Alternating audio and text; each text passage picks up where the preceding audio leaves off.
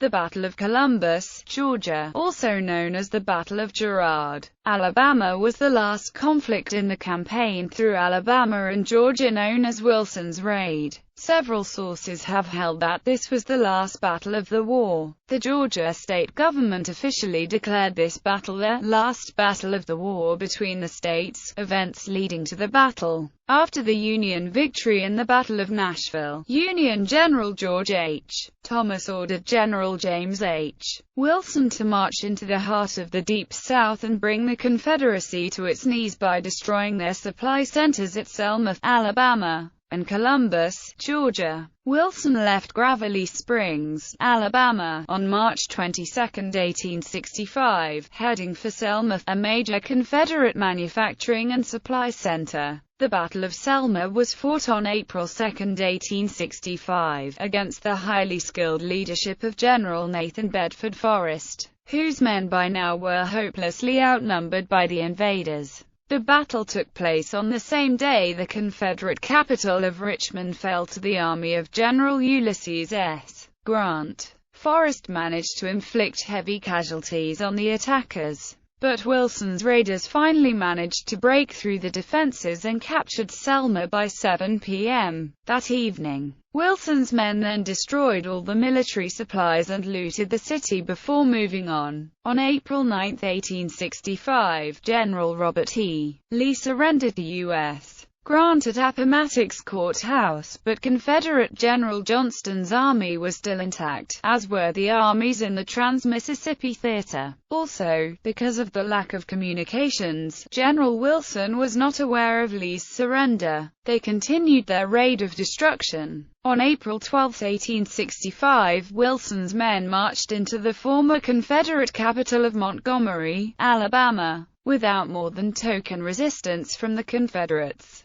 Wilson's next target was the manufacturing city of Columbus, Georgia, the largest surviving supply city in the South. Columbus was second only to Richmond, Virginia in providing the industrial support for the war, and Richmond had now been taken. Columbus also was on the Chattahoochee River, where there was a major naval construction facility. A new ironclad, the CSS Muskogee, had been completed, and was docked at Columbus waiting to be launched. The President of the United States was shot in Washington on Good Friday, April 14, but this was also unknown to Wilson and his raiders. Columbus alerted to the attack. The Confederates in Columbus were well aware that Wilson's 13,000 men were on the way. Confederate Major General Howell Cobb had been placed in charge of whatever forces he could gather, and he did his best to prepare to defend Columbus. At Cobb's disposal were only about 3,500 men, most of them Georgia and Alabama Home Guard units and civilian volunteers. On April 16, 1865, Columbus newspapers warned citizens to leave the town, since a Union attack was imminent. The public is hereby notified of the rapid approach of the enemy, but assured that the city of Columbus will be defended to the last. Judging from experience, it is believed that the city will be shelled.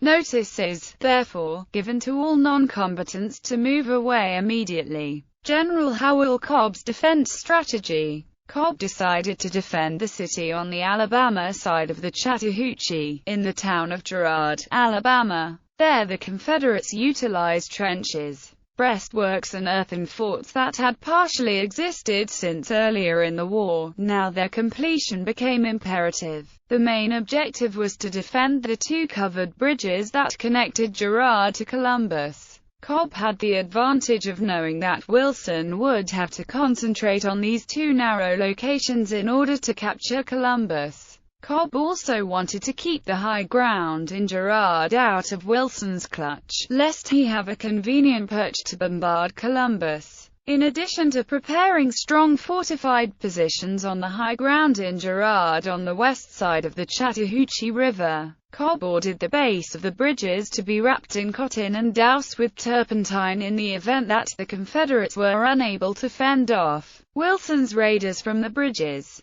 This would allow the Confederates, as a last resort, to burn the bridges to prevent Wilson's troops from easy access to Columbus. The bridges that were the focus of Cobb's defense were designed by Horace King, a former slave from South Carolina. King was considered the most respected bridge builder in the region. The battle, between 1:30 and 2 p.m. on Easter, April 16, 1865, Wilson's raiders arrived at Girard, Alabama, and the fighting began. Wilson also sent a detachment north of Columbus to West Point, Georgia, to cross the Chattahoochee River there. West Point was defended by the garrison at Fort Tyler. The Battle of West Point and the Battle of Columbus took place on the same day. At about 2 p.m., Union General Emory Upton's division launched an attack on the lower bridge, meeting very little resistance. It appeared as if Alexander's brigade would cross the bridge and take Columbus almost as easily as they took Montgomery, Alabama. Upton remarked, "Columbus is ours without a shot being fired," but this was a trap. Confederates removed the planks on the east side of the bridge that would thwart the Federals and allow the Confederates to burn the bridge filled with soldiers. Recognizing the peril, Upton was forced to retreat, and for a short time it appeared as if the Confederates might enjoy some degree of success in defending Columbus. Wilson was compelled to turn his attention to the upper bridge. As the sun began to set, General Robert Toombs telegraphed Governor Joseph E. Brown of Georgia telling him that a skirmish had occurred, but as the skies were darkening, he believed there would be a decided fight the following day. To Toombs' surprise, General Wilson launched an assault on the upper bridge at 8 p.m. after nightfall, and ordered General Winslow's brigade of the 3rd and 4th Iowa Cavalry Regiments to lead the attack. Colonel Frederick Benteen, who later served under Custer at the Battle of Little Big Horn, was ordered to lead the charge on the bridge. A tremendous clash occurred near the entrance of the upper bridge. It was here that Confederate John Pemberton was slashed by a saber, which would lead him, after the war, to become preoccupied with formulas for painkillers and remedies, ultimately leading him to develop the recipe for Coca-Cola. Around 10 p.m., the Confederate defenses in Girard had collapsed, and they frantically attempted a retreat back across the Chattahoochee River into Georgia. At the same time, Winslow's brigade was also eager to get across the upper bridge before it too might be set afire by the Confederates. Side by side, both Union and Confederate soldiers raced across the bridge to Columbus. It was too dark, however, for either to see who was who. Though attempts were made at burning the bridge, circumstances prevented it.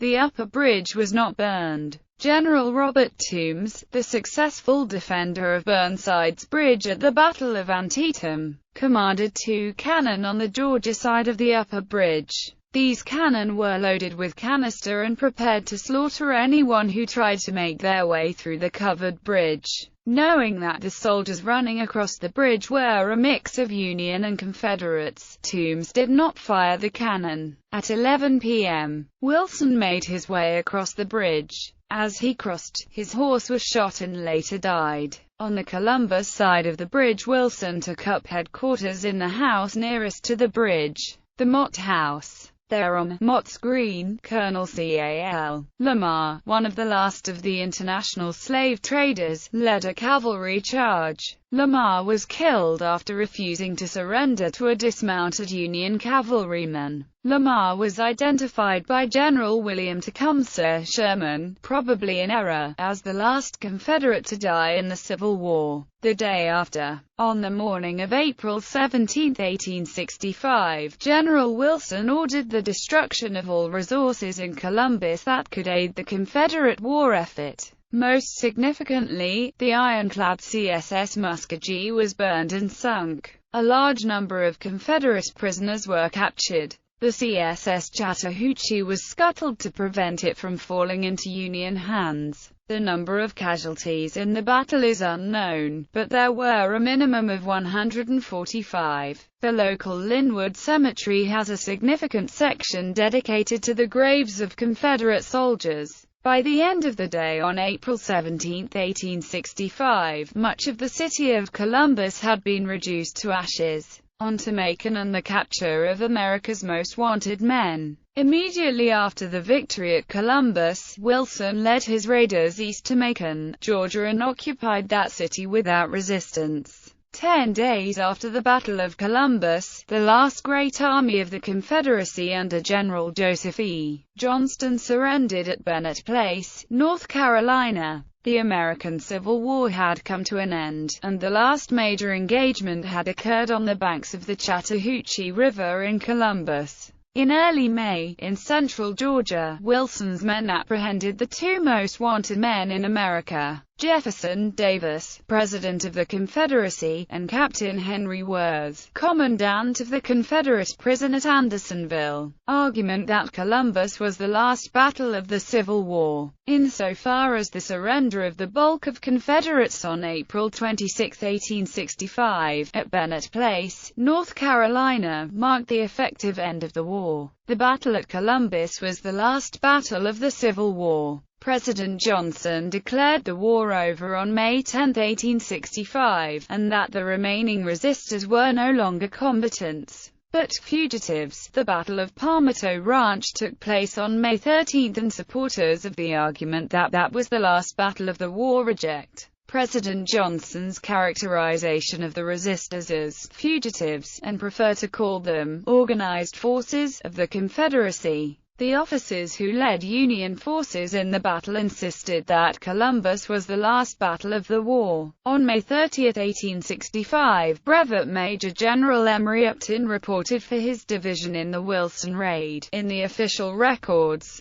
that the Battle of Columbus was the closing conflict of the war. In 1868, General Wilson gave a speech to a soldiers' reunion, wherein he detailed the Battle of Columbus and concluded the last battle had been fought. In 1913, General Wilson wrote that there were no grounds left for doubting that Columbus was the last battle of the war. General Edward F. Winslow wrote, "I have always considered that engagement, by the number present and the results achieved, to be the final battle of the war." Colonel Theodore Allen wrote, "It is true that there was some desultory fighting and scrapping after the battle at Columbus, Georgia, but nothing of sufficient size to entitle it to the name of a battle." A movement to preserve the battlefield as a national park ensued from the 1890s through the 1930s. The director of the National Park Service, Arno B. Camara, rejected the proposal in 1934. In response, in 1935 the Georgia state legislature passed a resolution identifying the battle as the last one of the Civil War and calling once again for the establishment of a national park there. A renewed effort to commemorate the battlefield as a park has been revived. Representatives of Auburn University have recently posted an appeal to help preserve F.D. Gilmer, one of the earthenwork redoubts on the Alabama side of the Chattahoochee River.